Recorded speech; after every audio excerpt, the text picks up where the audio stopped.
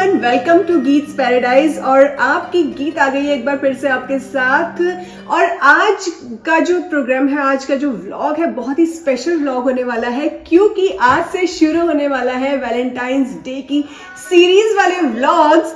तो ये है हमारा फर्स्ट एपिसोड और आई एम सो हैप्पी टुडे, क्योंकि मेरा जो फर्स्ट एपिसोड है मैं शूट करने जा रही हूँ अपनी बहुत ही अच्छी फ्रेंड के साथ। तो ये रिवील करेंगे कौन है वो लोग, तब तक आप देखिए कुछ शॉट्स।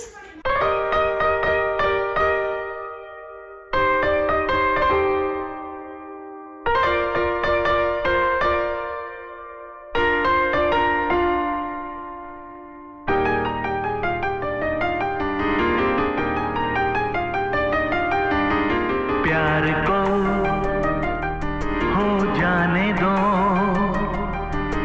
प्यार में खो जाने दो, प्यार को हो जाने दो, प्यार में खो जाने दो।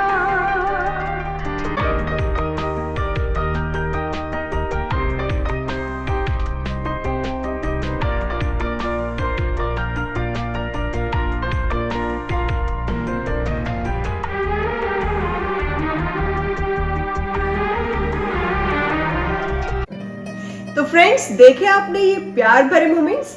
तो दोस्तों, ये क्लिप्स देखकर तो बहुत से लोग समझ ही गए होंगे कि आज मैं आपको किनसे मिलवाना चाहती हूँ। तो चलिए समय ना गवाते हुए मैं आपको मिलवाती हूँ अपनी फ्रेंड से। लेकिन उससे पहले हाँ, एक चीज और बता देती हूँ कि ये जो प्यार भरे मोमेंट्स थे, आप लोग सोचोगे कि भाई इसमें प्यार क्या है। भाई असली प्यार तो तभी होता है ना जब आपका पार्टनर, मतलब हस्बैंड वाइफ, एक दूसरे को फुली सपोर्ट करें। तो चाहे वो किचन ही क्यों ना हो, आपका साथ हमेशा रहना चाहिए। तो दोस्तों, मिलिए मेरी फ्रेंड मीनाक्षी से और मीनाक्षी के हस्बैंड जतिन से। So Meenakshi and Jatin, welcome to the show, welcome to Geet's paradise and thank you so much. आपने अपना कीमती वक्त दिया मेरे इस चैनल के लिए। So I am so happy and glad. And चलिए, सबसे पहले दर्शकों को बताइए अपने बारे में। बहुत ज्यादा, मतलब मैं तो बहुत जानती हूँ आपके बारे में, लेकिन हमारे दर्शक भी बहुत कुछ जानना चाहते हैं। Thank you so much for this opportunity गीत, और हमसे मिलने के लिए और हमारे बारे में जानने के लिए, हम दोनों के बारे में। मेरा नाम मीनाक्षी है और मैं दिल्ली से बिलोंग करती हूँ, इंडिया से। और पिछले 2.5 साल से मैं वैंकूवर में हूँ, लैंगली में। और उससे पहले लगभग 13 साल हम लोग यूएस में थे, और फिलहाल अभी हम यहाँ हैं। और यहाँ मैं अपने हस्बैंड जतिन और 2 बच्चों के साथ रहती हूँ। आप दोनों अब पहले बताइए कि आप लोग क्या क्या काम करते हैं। वैसे तो इसके लिए मैंने प्लान किया कि मैं अलग से वीडियो भी बनाऊंगी करियर से रिलेटेड, लेकिन शॉर्ट में अगर आप दोनों बता दें कि आप क्या, किस फील्ड में वर्किंग है। मैं by profession I am product manager working in health care sector, तो मैं आईटी में हूँ। और मैं पेरोल कंपनी में जॉब करती हूँ, HCM कंसल्टेंट। ओके, तो आपकी शादी से बात करें तो कैसे शादी हुई आपकी, और कैसे, मतलब शॉर्ट में, ज्यादा लंबा नहीं, मैं टाइम लूंगी। मैं चाहूंगी कि इसका जवाब मेरे हस्बैंड दें तो ज्यादा अच्छा लगेगा। हाँ, हम लोग कैसे मिले और कैसे हुई हमारी मैरिज। ओके, तो हम एक मैट्रिमोनियल पोर्टल पे मिले थे और उसके बाद हमारी कुछ बातें हुई और फिर हमने सोचा कि वी आर वेरी कंपैटिबल। सो हमने अपने पेरेंट्स को मिलवाया और उसके बाद थोड़ा कोर्टशिप करी आपस में, फैमिलीज ने भी थोड़ा टाइम लिया and then we finally get married. तो ये कह सकते हैं आप, हमारी अरेंज प्लस लव मैरिज भी हो गई साथ साथ। नहीं, ये चीज मुझे बहुत ही इंटरेस्टिंग लगी कि आप लोगों ने एक दूसरे को पहले ढूंढा मैट्रिमोनियल साइट में, फिर अपने पेरेंट्स को मिलवाया। ये तो बहुत ही एक्साइटिंग चीज है। जनरली पेरेंट्स ढूंढते हैं, जैसे अरेंज मैरिज की अगर बात की जाए तो एक तरीके से लव मैरिज ही होगी, क्योंकि आपने बहुत सारे लोगों में से एक अपने लिए स्पेशल वन को चूज किया। और अभी हम क्लिप्स भी देख रहे थे, विजुअल्स देख रहे थे, उसमें आप लोग काफी एक दूसरे की हेल्प करते हैं। मतलब कि ये बहुत ही कम देखा जाता है, लेकिन आजकल थोड़ा बहुत कॉमन होने लगा है। तो आप लोग एक दूसरे को कैसे हेल्प करते हैं, कैसे एक दूसरे के साथ, मतलब घर पे या बाहर, कैसे? गीत, मैं कहूंगी that's a secret of a good and successful marriage, जहां हस्बैंड वाइफ एक दूसरे को पूरी तरह सपोर्ट करते हैं। भले ही वो बाहर जाकर काम करना हो दोनों का, या घर की रिस्पॉन्सिबिलिटी शेयर करना हो, बच्चों को लेकर या किचन को लेकर। So I guess that's the secret of a good marriage. We don't tag individual as husband or wife. We tag each other as we are two individuals, love each other, and we share our As a couple. responsibilities. Yeah. As a couple.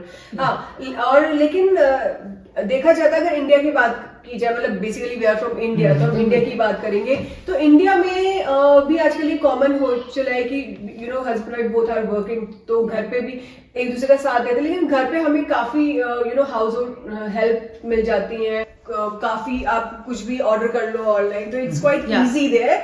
But यहाँ की बात की जाए, you know आप अपनी city से, अपनी country से इतनी दूर नई जगह में आके यू नो नया घर बसाते हैं, एक तरीके से अपनी फैमिली स्टार्ट करते हैं, तो उस टाइम पे मेरा मानना ये है कि इनफैक्ट आप भी इससे अग्री करेंगे कि यू नो अगर आपके पार्टनर का प्रॉपर सपोर्ट मिले उस टाइम पीरियड में, क्योंकि आप अपने यू नो एक तरीके से कंफर्ट जोन से बाहर निकलते हैं और नई दुनिया आगे बसाते हैं, तो वो कितना जरूरी होता है, और आप लोगों ने एक दूसरे को कैसे सपोर्ट किया उन मुश्किल दिनों में। ऑब्वियसली मतलब आई कैन अग्री कि आप लोगों के मुश्किल हालात भी रहे होंगे, यू नो आप अब आपका पूरा अच्छा खासा फैमिली है, लेकिन इनिशियल डेज काफी मुश्किल रहे होंगे मुझे जो जहां तक लगता है, तो कैसे आपने एक दूसरे का सपोर्ट किया उस टाइप पे? ओह, क्वेश्चन बहुत ही इंटरेस्टिंग है बट बहुत कॉमन क्वेश्चन है। सपोर्ट करने के लिए कोई कंडीशंस नहीं रखी हमने, बस एक दूसरे को कहा कि हाँ अब हम नई जर्नी में जा रहे हैं और हमें कुछ मुश्किलें आएंगी, बस एक दूसरे का हाथ पकड़ना है और जो भी आएगा बहुत ट्रांसपेरेंट रहना है। यू नो आप ये नहीं कर सकते कि तुम्हें ये करना है, मुझे ये करना है, just what are the sets of things we need to do, let's share it. क्या तुम अच्छे हो वहां तुम करो, जहाँ मैं अच्छी हूँ मैं वो करती हूँ, तो हमने उस हिसाब से बांट दिया काम और बहुत इजी रह गया। कुछ चीजें आपस में मिलके कर ली जो दोनों के लिए कॉम्प्लेक्स थी, और चीजें और जर्नी बहुत ही सिंपल हो गई। यहाँ मैं ऐड करूंगी कि कम्युनिकेशन जो था वो मेन चीज थी। बहुत से कपल होते हैं जो कम्युनिकेशन में लैक कर जाते हैं, वो अपने पार्टनर से उम्मीद तो करते हैं कि हाँ मेरा हस्बैंड मुझे इसमें हेल्प करे, पर वो कहती नहीं, वो एक्सप्रेस नहीं करती, और उसी से ही आपकी मिसअंडरस्टैंडिंग कहें या एक दूरी कहें वो स्टार्ट हो जाती है। तो जो भी आप अपने पार्टनर से चाहते हैं, सपोर्ट हो या कुछ भी हो, तो आप उन्हें कम्युनिकेट करें, बात करने से सब कुछ हल हो जाता है। तो ये हम उस पर हम कम्युनिकेट करते हैं। तो कम्युनिकेशन की बात यहाँ पर आगे आई है, तो ये भी जानना चाहूंगी कि इंडिया से बाहर आके यू नो सेटल होने का डिसीजन किसका था, और कुछ डिसएग्रीमेंट भी हुआ क्या इन बिटवीन? देखिए, अगर आप कनाडा बोलेंगे उससे पहले की जर्नी थोड़ी है।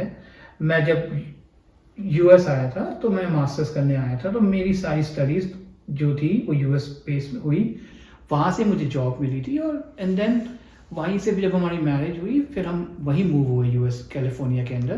तो हम पहले से ही यू नो मूव हो चुके थे, और because I was working in US, तो ये भी मेरी पार्टनर थी लाइफ की, तो ये भी मेरे साथ मूव हुई।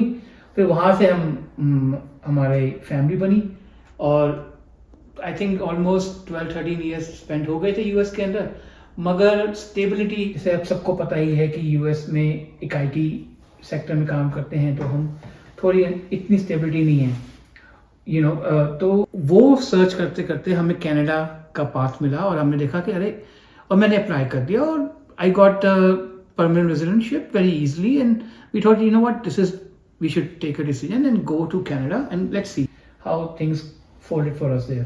तो हम कनाडा मूव हुए 2000। पर मूव होना भी आसान नहीं था, क्योंकि हाँ। आप एक देश में इतने सालों से रहते हो, आपका घर, आपकी जरूरत का हर सामान हो जाता है, उसको डिस्पोज करके कम्प्लीटली एक नए देश में आना, चैलेंजेस थे बहुत सारे। मैं वही पूछने चाह रही थी, नेक्स्ट क्वेश्चन मेरा यही था कि मतलब कितना इजी रहा, कितना मुश्किल रहा, और साथ ही पार्टनर का कितना इसमें सपोर्ट मिला, ये बहुत बड़ी बात है। मैं ऐड करूंगा कि चलिए आप, अब वो तो मेरी कहानी थी पहले की, हम कैसे यहाँ थी, कनाडा का पीआर आ गई, अब था क्वेश्चन क्या हमें मूव करना है या वहां रहना है, क्योंकि every now and then when you compare US and Canada, और जब जॉब मार्केट आईटी देखेगा तो लोग यार यूएस रहो और कैलिफोर्निया में रहो, वेदर वाइज तो यू नो वो तो जन्नत है, मगर वही स्टेबिलिटी थी। फिर उसमें चलो ठीक है, हम let's take the decision Canada चलते हैं, मगर हमें डिफिकल्टी इन टर्म्स ऑफ हमें सब कुछ वाइंड अप करना पड़ा, हमें माइंड बनाना पड़ा कि वहाँ वेदर जैसा भी हो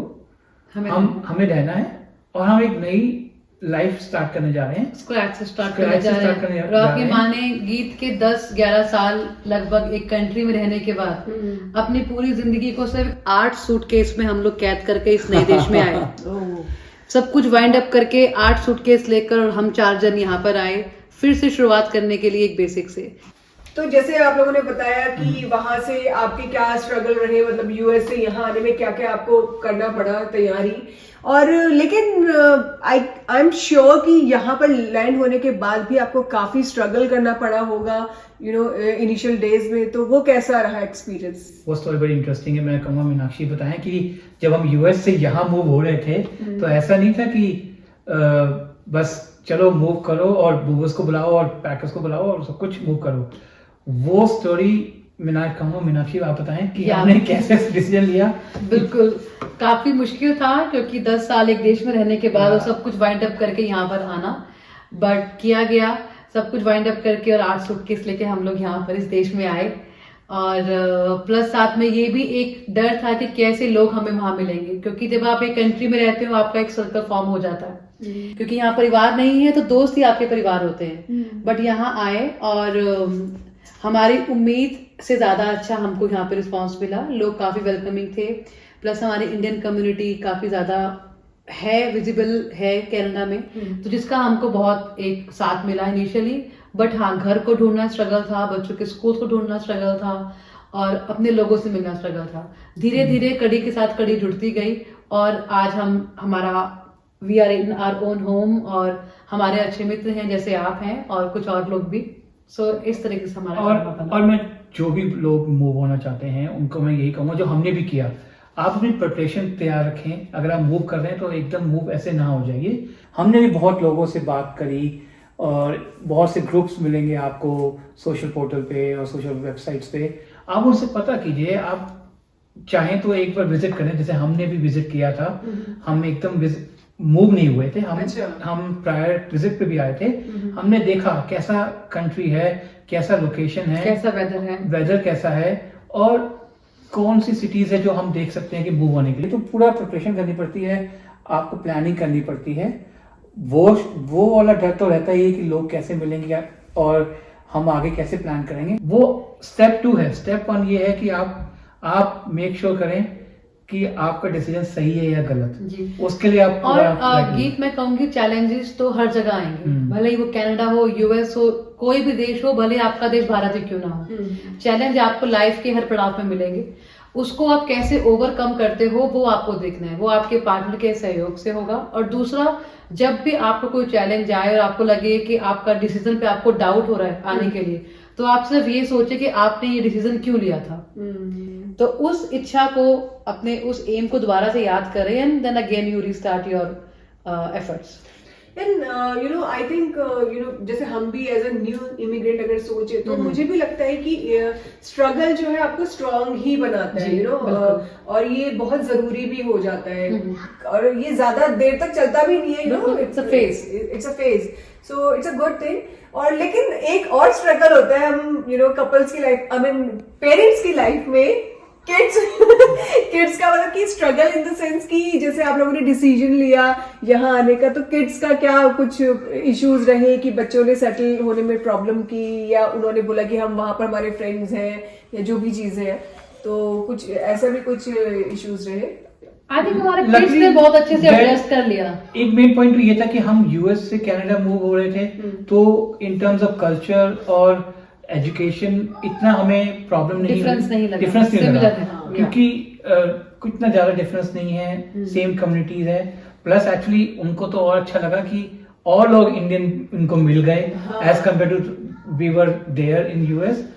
प्लस दिस आई थिंक हमें ज्यादा in terms of kids problem नहीं, they enjoyed it actually for us. Okay, so अभी मैं देख रही हूँ कि जैसे स्ट्रगल की हम बात कर रहे थे, but now you both are settle और बच्चे भी बड़े हो गए हैं और अपना घर भी आप लोगों ने ले लिया है, कार है, जॉब है इन कनाडा, सो जो कि बहुत छोटी बात नहीं, ये बहुत ही बड़ा अचीवमेंट है। First of all congratulation. thank you. और दूसरी चीज ये कि यूएस से यहाँ मूव होने के बाद, जैसे मैं देखती हूँ कि लोग शिफ्ट हो जाते हैं, मूव बैक करते हैं इंडिया में या कहीं और, तो डू यू रिग्रेट कि आपने यूएस से यहाँ मूव करके गलती की, या फिर यू आर सेटिस्फाइड कि आपने सही डिसीजन लिया? आपने डिसीजन मैं हमेशा कैसे लिया? पॉजिटिव था। अगर मैंने डिसीजन लिया है तो रिग्रेट नहीं करना। प्रॉब्लम्स हमेशा आती हैं, क्यों नहीं आती, नई कंट्री में आप मूव करते हो, मगर हमने कभी रिग्रेट नहीं किया। हमने उसको पॉजिटिव लिया। हमने बहुत लोगों से उनके रीज़न पूछे, उनकी वाइनिंग सुनी कि यार यहाँ ये नहीं अच्छा, वहाँ ये नहीं अच्छा, बट वो जो रीजंस थे वो मुझे इतना अफेक्ट नहीं कर पाए। मुझे लगा ये बहुत छोटी प्रॉब्लम्स हैं, इसके लिए हम अपने डिसीजन को नहीं कह सकते कि हमने गलत किया है। तो हम बहुत पॉजिटिव थे उस चीज में, तो इसलिए अगर आप पॉजिटिव रहेंगे तो ये रीजंस और कोई भी प्रॉब्लम आपको इशू नहीं करेगी। और मैं इसमें एक और बात ऐड करूंगी, प्रॉब्लम्स कब आती हैं, हम नई जगह जाते हैं, लेकिन अगर हमारा ध्यान पीछे की तरफ है, अगर एक पाँव अगर हम पीछे की तरफ रख के और एक पाँव आगे बढ़ाएंगे तो कभी आगे नहीं बढ़ पाएंगे। बढ़ने के लिए पिछला पाँव मुझे उठाना ही पड़ेगा। तो इसलिए हमने यूएस में अपने, भले ही हमारा दिल था या मन था, उसको खत्म करके कंप्लीटली हम लोग यहाँ मूव हुए, और यहीं से दोनों कदमों से हम आगे बढ़ना चाहते हैं, बजाय किसी उस सोच के कि क्या मैं वापस जाऊंगी, क्या वो अच्छा था। वो कंपैरिजन पूरी तरह से खत्म करके, जिस तरह से कनाडा ने हमें अपनाया, हमने भी उन्हीं खुली बाजुओं से कनाडा को अपनाया है। बिल्कुल सही बात बोली है मीनाक्षी ने।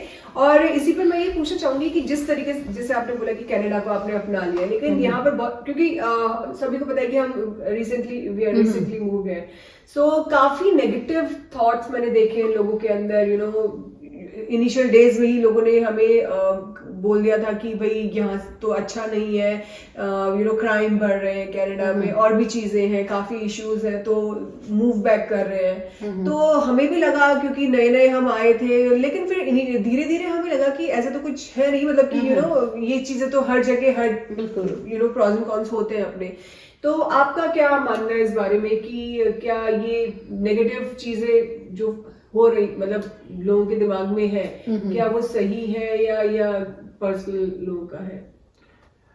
It depends. मैं ये कहूँगा कि उस इंडिविजुअल और वो उसकी उनकी क्या कंडीशन और प्रोफाइल क्या है। नेगेटिविटी किस टर्म में है वो भी डिपेंड करता है। अगर देखिए हमारा जिस तरह से हम आए, बैकग्राउंड से आए, हमारे लिए वो प्रॉब्लम्स नहीं आई।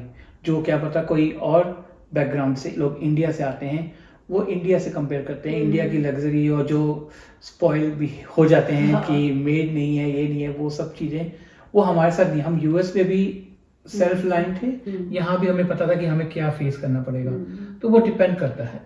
तो मैं यही कहूंगी कि जो चैलेंजेस हैं या जो प्रॉब्लम्स हैं या जो आपको कहा गया कि नेगेटिविटी है, वो प्रॉज एंड कॉन्स, जैसा कि आपने अभी बोला, वो हर कंट्री में है, हर जगह पर है। अब आपको देखना है कि आप कितना स्ट्रॉन्ग आपका विचार था यहाँ आने का, और कितना स्ट्रॉन्ग हेल्ड आप हैं, और आप किस थॉट को ज्यादा क्या कहते हैं उसे, ज्यादा वेटेज देते हैं। कि आप प्रॉब्लम्स की तरफ ज्यादा ध्यान देंगे कि अरे कनाडा में तो जॉब्स नहीं है, कनाडा में तो क्राइम है, या अगर कहें इन्फ्लेशन है, रिसेशन है, या आप पॉजिटिव थॉट्स पे ध्यान देंगे कि यहाँ पे जॉब अपॉर्चुनिटीज हैं, यहाँ क्लाइमेट अच्छा है, यहाँ सिस्टम है, यहाँ एजुकेशन है, यहाँ मैं अपनी और अपने बच्चों की लाइफ बढ़ा सकती हूँ। तो आपने प्रॉब्लम पे ज्यादा फोकस करना है या सॉल्यूशंस पे, ये इंडिविजुअल पर डिपेंड करता है। लेकिन मेडिकल फैसिलिटीज की अगर बात की जाए तो उसके लिए भी लोग बोलते हैं कि मेडिकल फैसिलिटी अच्छी नहीं। तो आपका क्या एक्सपीरियंस रहा इस बारे में? मेडिकल फैसिलिटी का है फर्क, बिल्कुल फर्क है। बाय गॉड्स हमें इतना फर्क अभी तक नहीं पड़ा, जरूरत नहीं पड़ी। बट अब इंडिया से कंपेयर करोगे तो डेफिनेटली आप कहोगे यार सिस्टम यहाँ बहुत ही ज्यादा पीछे है, और वहां तो आप इंडिया में जाएं और आपको तो चूज करना है कि मैं किस डॉक्टर के पास जाऊं। यहाँ डॉक्टर आपको चूज करेगा कि कब वो आपसे मिले। तो डिफरेंस है, बहुत डिफरेंस है। बट ये भी तो है कि फ्री है और अफोर्डेबल है, फ्री है, और अगर आपको सच में जरूरत है तो मेडिकल सुपरविजन दिया जाता है। मैं ऐसा नहीं कहूँगी, कोई सीरियस है बिल्कुल। 1 साल पहले मेरी खुद की सर्जरी हुई थी और मैं इमरजेंसी में गई बिना किसी मुझे कोई हिस्ट्री नहीं थी। अचानक से दर्द हुआ और मुझे अपेंडिक्स बताया गया। इमरजेंसी में जाने के लगभग मुझे 5 से 6 घंटे लगे, वहां वेट करना पड़ा। बट द मोमेंट उन्होंने जब डायग्नोज किया तो सर्जन अवेलेबल थे, सेम नाइट मेरी सर्जरी हुई और बहुत अच्छे से मेरे को ट्रीटमेंट जो है वो दिया गया। तो डॉक्टर लेकिन मेडिकल सुपरविजन फ्री है और इसलिए प्रमोट करते हैं कि आप एक हेल्दी लाइफस्टाइल रखें, आप अपना खाना पीना बेहतर रखें ताकि आप फिट रहें, आप जॉगिंग एंड वॉकिंग के लिए जाएं ताकि आपको डॉक्टर की जरूरत कम बस सिस्टम में फ्लॉज होता है, क्यों नहीं होता, हर कंट्री में फ्लॉज होता है। तो हेल्थ केयर फ्लॉज नहीं कहूंगा मैं, बट वो इम्प्रूव हो रही है। अब ये भी तो देखिए ना कि जब वो सिस्टम बना गया था हेल्थ केयर, तब वो एक सर्टेन पॉपुलेशन के हिसाब से बना गया था। अब इमिग्रेंट्स भी आ रहे हैं, उनको भी सपोर्ट करना है, अचानक से बहुत ज्यादा तो इसलिए शॉर्टेज ऑफ डॉक्टर्स। तो वो सब इम्प्रूव हो रहा है। मैं खुद हेल्थ केयर से हूँ, तो मुझे पता है कि प्रॉब्लम है, बट इम्प्रूवमेंट भी हो रही है। ऐसा नहीं है कि they are not working on it, but we all have to be patient और बस थोड़ा सा प्रे करें कि इतना कोई बुरी हालत ना हो किसी की भी। और और यहाँ पर ये जानना चाहती हूँ मैं कि जो लोग स्पेशली यंगस्टर्स या फिर अगर देखा जाए तो कपल्स, यंगस्टर्स के लिए फिर भी एक तरीके से मोस्टली स्टूडेंट्स ही आते हैं यंगस्टर्स, लेकिन हमारे जैसे कपल जो कि they are like into their 30s 40s, अगर वो यहाँ आने का डिसीजन ले रहे हैं तो उनके लिए आप क्या उनको सलाह देना चाहते हैं? बिल्कुल। देखिए, जब यहाँ मूव करेंगे, again depend on your profile, आपको उसी हिसाब से जॉब्स, मेनली तो जॉब के लिए ही कंसर्न रहता है इस एज ग्रुप में। मेरा इसमें ये पॉइंट रहेगा कि जो भी इस एज में आ रहा है, पहले तो ये सोच कर आए कि हाँ आते ही जॉब रेडी नहीं है आपके लिए, आपको स्ट्रगल करना पड़ेगा। स्ट्रगल करने में दिन और महीने भी रख सकते हैं, तो आप उसके लिए पहले मेंटली प्रिपेयर होकर आए। और अगर आपको मालूम है कि आप किस फील्ड से जुड़े हैं, उस फील्ड से रिलेटेड कुछ भी लेटेस्ट एजुकेशन आप इंडिया से कर आए, जो कि एट पार हो या आज के जमाने की प्रोफाइल के अकॉर्डिंगली मैप करती हो, जो आपको हेल्प कर सके यहाँ से करने के लिए। और अगर आपको समय लग रहा है जॉब के लिए, तो आप उस बीच में अपने संपर्क बनाए लिंक्डइन के थ्रू या अपनी कम्युनिटी के थ्रू, या आप कोई एडिशनल करिकुलम कोर्सेज दे सकते हैं। So you have to start. आजकल के किड्स बहुत, या कोई भी हो, नॉट किड्स, ये तो आपने 30-40 वाले इस एज पे हो जाते हैं कि they are very smart enough. तो मैं ये तो नहीं कहूँगा कि वो थोड़ी प्री प्लानिंग करें।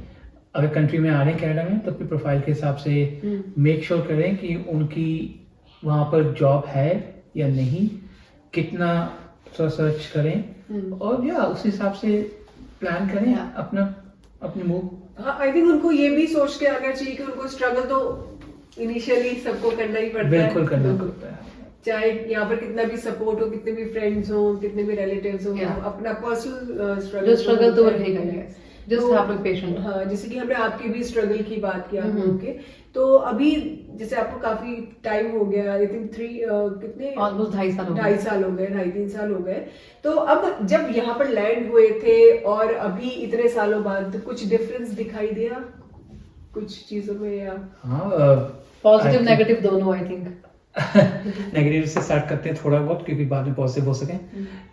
नेगेटिविटी इन टर्म्स ऑफ जो हमने डिफरेंस देखा इन 3 सालों में, तो इन्फ्लेशन बहुत हाई हुई है, कॉस्ट ऑफ लिविंग बढ़ गई है। तो इसका मतलब ये है कि हमें ज़्यादा मेहनत करनी पड़ेगी अपने ड्रीम को और अचीव करने के लिए। बेसिकली पॉजिटिव चीज़ें ये हुई हैं कि हम अपने ड्रीम को और मेहनत से अचीव करने की कोशिश करते हैं। अगर आज हम एक लेवल पे हैं, तो कोशिश करते हैं कि नेक्स्ट लेवल पे और बढ़े और अपनी कम्युनिटी के साथ जुड़े और जितना हो सकता है लोगों की हेल्प कर सके। जो चीजें हमारे साथ हुई हैं, हम उनको बताएं कि ना हो ऐसा, और बेटर प्रिपेयर कर सके। कम्युनिटी की आपने बात की, अपनी कम्युनिटी की, तो मैं यहाँ पर बताना चाहूंगी कि मीनाक्षी हिंदी स्कूल से भी जुड़ी हुई है और ये काफी एक्टिव है एज अ वॉलेंटियर और भी चीजों में। तो कैसे टाइम मिल जाता है, घर भी संभालना है या तो हाउस हेल्प भी नहीं है तो सब कुछ करना है और जॉब भी करनी है, तो पार्टनर का कितना आपको सहयोग मिल पाता है इसमें? बिल्कुल, ये सवाल मुझसे गीत अक्सर करती हैं जब भी हमारी बातचीत होती है। ये पहली बार नहीं किया इन्होंने, आई गेस दूसरी या तीसरी बार ये सवाल है। तो मुझसे यही पूछती है तुम्हें टाइम कैसे मिलता है? तो हाँ, टाइम आपको मैनेज करना पड़ता है। जो जॉब है आपकी वो आपके लिए बहुत जरूरी है, क्योंकि आपको इस देश में रहना है। You need money to survive here, right? तो वो जॉब के लिए जो मेरा पार्ट है वो है, लेकिन एक आपकी जिम्मेदारी आपकी कम्युनिटी के लिए बनती है, जो आपने कम्युनिटी से लिया है वो वापस करने के लिए। तो हिंदी स्कूल एक माध्यम था मेरे लिए कि जो मैंने भारत से सीखा है, जो मेरी भाषा है, तो अगर मैं किसी एक बच्चे को भी हिंदी लिखना, पढ़ना, बोलना सिखा पाऊं तो मुझे लगेगा कि जो मुझे मेरे देश ने और कम्युनिटी ने दिया मैं वापस कर पाई। तो उसमें मेरा ये सहयोग रहेगा। हाँ, उसे मैनेज करने के लिए, क्योंकि घर के काम भी हैं तो काम करके जाना पड़ता है, फिर स्कूल जाती हूँ, फिर वापस आके रहता है। तो उसमें मेरे जो हस्बैंड है वो मेरा पूरा सहयोग करते हैं। तो वो कहते हैं कि हाँ तू जा, तेरे को जो करना है कर, तुझे जिसमें अच्छा लगता है, शांति मिलती है, तो यू मस्ट डू इट। तो वो स्कूल में वॉलंटियर करना या और जगह पर वॉलंटियर करना, दैट प्लीज माई सेंस, वो मेरे इनर सोल को खुशी देता है। तो उसमें जतिन मेरा पूरा सहयोग करते हैं। जितना भी घंटे में वहां डिवोट करती हूँ, भले इसकी प्लानिंग हो, वहां पर जाना हो या वापस आना हो, पूरे समय बच्चों को संभालना, खाना देखना, घर देखना, वो सब जतिन करते हैं। तो जतिन अगर मेरे को सपोर्ट ना करते तो ये पॉसिबल नहीं था। बिल्कुल। और अगर आप लोगों ने मेरी वीडियोस देखी होंगी, करवा चौथ स्पेशल की वीडियो, और नहीं देखी तो जरूर देखिएगा। उसमें मीनाक्षी ने अपने घर में बहुत ही अच्छा इवेंट किया था करवा चौथ की, मेहंदी नाइट, मेहंदी डे और फिर करवा चौथ का दिन। और मैंने वही देखा कि जतिन ने पूरा सपोर्ट किया उस दौरान मीनाक्षी को, अदरवाइज तो पॉसिबल हो ही नहीं पाता। अकेले मतलब कोई भी नहीं कर सकता, चाहे वो हस्बैंड हो या वाइफ हो, तो दोनों का सपोर्ट बहुत ज्यादा जरूरी है। तो मैं आपको ये सजेस्ट दूंगी कि वो वीडियो जरूर देखिएगा, मैं कमेंट बॉक्स में भी लिंक डालूंगी। और दूसरी बात, मीनाक्षी बिल्कुल हिंदी स्कूल से बहुत अच्छी तरीके से जुड़ी है। मेरी तो बेटे कृषिव की वो टीचर क्लास टीचर भी है, हिंदी स्कूल में बहुत अच्छा पढ़ाती है। तो इसके बाद हम यहाँ पर मतलब मेरे जैसे हम बात करें सपोर्ट की, एक दूसरे के सपोर्ट की, तो मोस्टली देखा जाता है वैलेंटाइंस डे आता है तो लोगों के दिमाग में होता है यंगस्टर्स, वैलेंटाइंस का मतलब कि यंग कपल। अभी भी जैसे मैंने एक दो कपल से बोला कि इंटरव्यू के लिए, वो हमारे एज ग्रुप के, तो कहते अरे किसी यंग को पकड़ो। मैंने कहा देखो यंग को तो हर कोई दिखाता ही है, बट हमें असली प्यार दिखाना है कि what is true love. True love तब है कि जब आप इस एज में भी आके एक दूसरे का सपोर्ट बनो, एक दूसरे की ढाल बनो और पूरी तरीके से सपोर्ट करो। ये नहीं कि भाई शादी से पहले तो आप बहुत अच्छी तरीके से मिल रहे हो, प्यार कर रहे हो, ये सब है। अब शादी के बाद असली चीज पता चलती है, स्पेशली जब ये स्ट्रगलिंग टाइम होता है, ये सब चीजें होती है। तो मैं आप लोगों से जानना चाहती हूँ कि what is love according to you? Okay, अगर आप मुझसे पूछें, मुझसे शुरुआत करें, तो प्यार का नाम मेरे लिए जतिन है। तो मुझे हर रूप, प्यार का जितने भी रूप हो सकते हैं, जितने भी चेहरे हो सकते हैं, मेरे लिए वो एक ही चेहरा है, वो जतिन। बिकॉज फॉर मी प्यार का मतलब है love is to care and to respect. तो आपको प्यार दर्शाने का, जताने के सिर्फ कुछ ही माध्यम होते हैं। या तो आप किसी को बोलकर कह सकते हैं कि मैं आपसे प्यार करता हूँ, वो आपके कान सुन सकते हैं, पर महसूस करने के लिए कैसे बताएंगे? जब आप किसी की केयर करते हैं, जब आप किसी की रिस्पेक्ट करते हैं।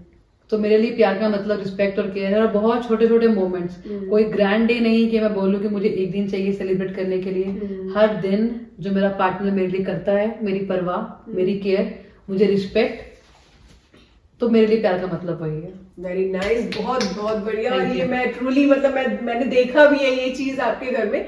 एंड आप बताओ आपका? मैं इतना पोएट्रिक तो नहीं हो पाऊंगा, बट वेरी सिंपल प्यार मेरे लिए, या लव मेरे लिए, जब आपने कहा एज नहीं है लव की कोई एज नहीं है कि ये जब आप यंग होते हो तभी होता है, या आप नहीं मतलब मेरे कहने का मतलब है कि जब आप यंग होते हो तो आप दिखाते हो प्यार, मैं बिल्कुल लेकिन उसके बाद भूल जाते हो। उसी पे आ रहा हूँ। देखिए, लव एक फीलिंग है, और लव एक ऐसी चीज है कि वो अपना रंग या अपना रूप बदलती है। जब आप यंग होते हो, आप मिलते हो, उसकी अलग एक तरह की डिस्प्ले और फीलिंग होती है। वो धीरे धीरे ग्रो करता है और ग्रो करता है।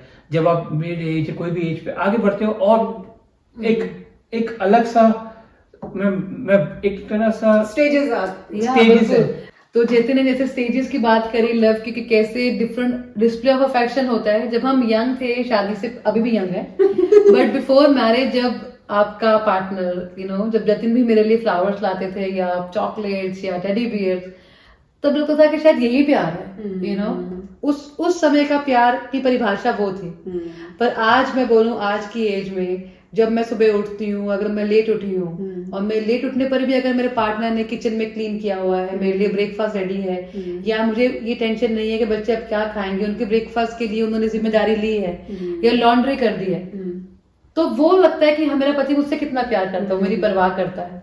तो प्यार का रूप बदलता है, प्यार का परिभाषा बदलती है, लेकिन उसकी परिभाषा मुझे कहूंगी नहीं बदलती। प्यार प्यार ही रहता है। उसकी जो पैकिंग है वो फ्लावर से चेंज होके शायद मेरे हाथ बटाने तक, मुझे जल्दी ना उठाने पर, मेरे पाँव दुखने पर, उसको दबाने पर वहां हो जाती है। बहुत ही अच्छी बात है। और इसी के साथ भाई आपका ये तो मतलब मुझे तो पता है, लेकिन हमारे दर्शकों को मैं बताना चाहूंगी कि मीनाक्षी बहुत अच्छा गाना भी गाती है। तो कोई प्यार भरा गाना आप यहाँ पर मुझे गा के सुना दें, आप भी साथ दे सकते हैं। मीनाक्षी जो गाएगी मैं उसमें साथ दे दूंगा। मैं बस एक ही, जो अचानक तुमने मुझे बोला है तो मैं बस एक ही लाइन गाऊंगी। मेरे प्यार की उम्र हो इतनी सनम, तेरे नाम से शुरू तेरे नाम पे खत्म। Thank you. वेरी नाइस, बहुत ही अच्छा। और इसी नोट पे यहाँ पर मतलब मन तो नहीं कर रहा है मेरा, बिल्कुल भी मन नहीं कर रहा। मन कर रहा है आप लोगों से बात करती रहूं और भी चीजें करती रहूं, लेकिन लिमिटेशन है थोड़ी। लेकिन फिर भी मैं बोलना चाहूंगी कि आप लोग यंग कपल जो है उनको क्या संदेश देना चाहेंगे, यंग जनरेशन को, अपने एक्सपीरियंस वगैरह से? मेरे एक्सपीरियंस से तो मैं उनको ये सजेशन देना चाहूंगी कि जब भी वो शादी के बंधन में बनते हैं, उसके बाद उनको ये रियलाइज करना है कि हम दोनों बराबर हैं, कोई बड़ा या छोटा नहीं है। बहुत से अप एंड डाउन्स आएंगे, पेशेंस रखना है, बहुत जल्दी डिसीजन नहीं लेने। कभी गुस्सा भी आए तो ठहर के सोचना है, अपने पार्टनर से बात करनी है। अच्छा लगे तो कम्युनिकेट करें, बुरा लगे तो कम्युनिकेट करें, और बातों के हल निकालें बजाय के डिसीजन लेने के। तो पेशेंस जरूर रखें और अपना कम्युनिकेशन रखें। जतिन, आप कुछ ऐड करना चाहेंगे इसमें? मैं बस यही कहूँ जो मैंने पहले भी कहा था बातों में, ट्रांसपेरेंट रहें बस। बिल्कुल कोई भी चीज है ट्रांसपेरेंट रहे, कम्युनिकेटिव रहें एक दूसरे के साथ, कोई प्रॉब्लम नहीं आएगी। हाँ बिल्कुल, मतलब वही एक की है आपकी लव के लिए, आपके आने वाले फ्यूचर के लिए। बस सिंपल है, बहुत सिंपल है। अपने पार्टनर के साथ ट्रांसपेरेंट रहे, कम्युनिकेटिव रहें, that is the key for your great success for your love life. And बड़ी सिंपल की है।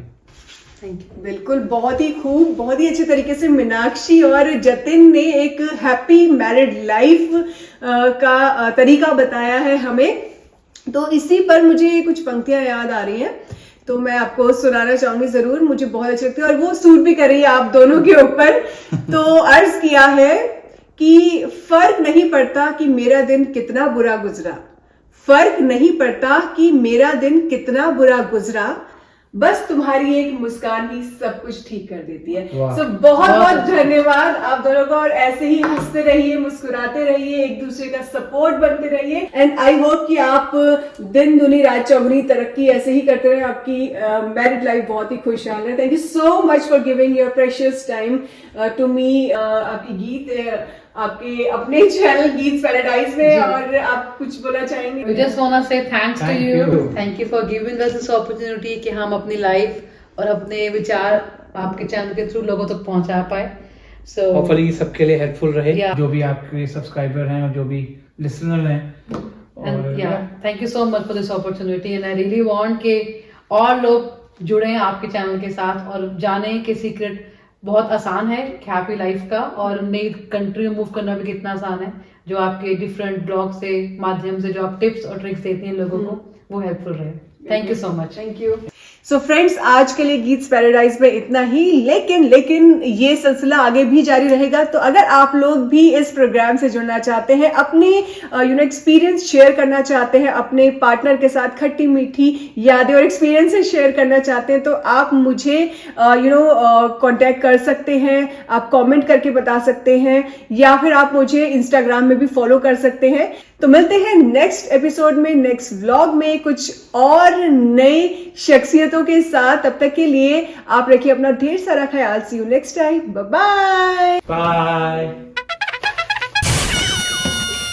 बातें भी करो एक दूसरे से, प्यार वाली। टमाटर काट दिया भाई, थोड़ा सा प्याज काट देना। हेलो फ्रेंड्स, कैसे हैं आप? आपकी दोस्त गीत फिर से आ गई आपके साथ और गलत कर दिया मैंने। तो इनको पहले क्यों दिखा रहे हो? ये ज्यादा लंबा नहीं, मैं टाइम लूंगी, तो इसमें आप बता दो। उसको पता है चुप रहना। क्या ये वहां से बोलूंगी अब, ठीक है? अब ऐसे करके दोबारा तो बोल दो। तो रुक जाओ, अभी पहले ये भी अरे बोलना स्टार्ट कर देना, तब तक बाद में कर। हाँ बोलो। अरे बोलने दो, तुम कंटिन्यू करो। किसका जतिन का सपोर्ट रहा हर वक्त। बच्चे आ गए यार। मैं इतना अच्छा बोल रही हूँ, पता है? हंसी आ रही है, I'm sorry। नहीं बस यही बोल दो, मैं प्रोडक्ट मैनेजर हूँ। मैं दोबारा से बोलता वन बाय वन करके बता दो। हूँ। एक मिनट। जतिन मेरे लिए अगर वो फ्लावर्स ला रहे हैं या टेडी बियर्स ला रहे Alexa, हैं, stop. ताकि शायद वही प्यार है। निकालना तार से। बिल्कुल बहुत ही अच्छी बात बोली मीनाक्षी और रजत ने। और जतिन तुम्हें नाम ही याद सो दैट्स फॉर बोलूं। आज एक मेरा वैसे ले लो।